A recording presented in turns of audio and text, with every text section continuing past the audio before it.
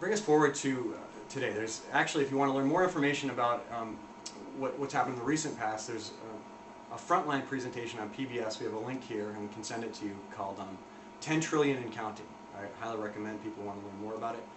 View that.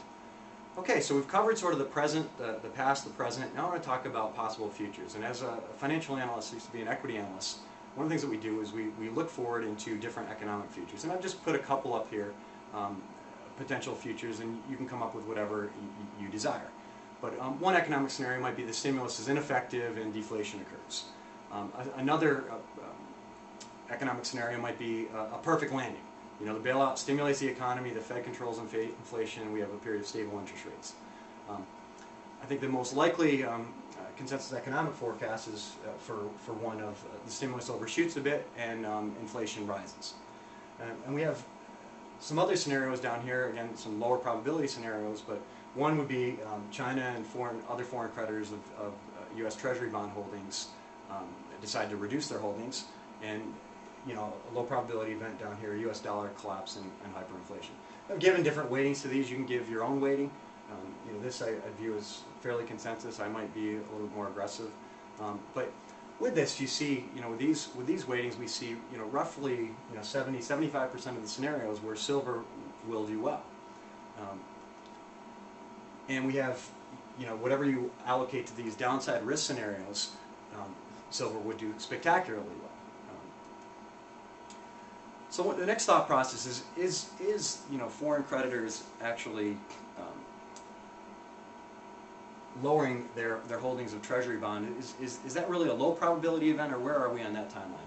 This is, you know, from the first quarter of 2009. The Premier of China, you know, publicly stated after a government meeting that he is very worried about the safety of treasuries. And to be sure, you know, to date, China has continued to buy Treasury bonds, but it's interesting to see what they've been doing with some of their dollar holdings in terms of purchasing, say, mines in Africa, oil in the Middle East, and different resources in Canada.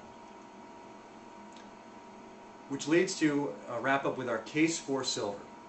And the case for silver, you know, and again, gold, you know, is somewhat analogous, as it's a currency that can also be actual money. But looking at the ratios now, and this is an analysis through year end, see the average ratio of gold to silver since 1971, the fiat currency era, has been around 56. The previous era average was 31. You know, the current ratio of 66 still would favor silver from, you know, that one metric.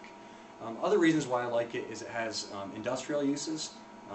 And most importantly, if you're hedging this for that real downside risk scenario of, let's say, hyperinflation or an outright dollar collapse, there's no history of silver being confiscated by executive order. So in closing, my advice is to emphatically buy silver, and again, it is silver bullet protection against government overspending.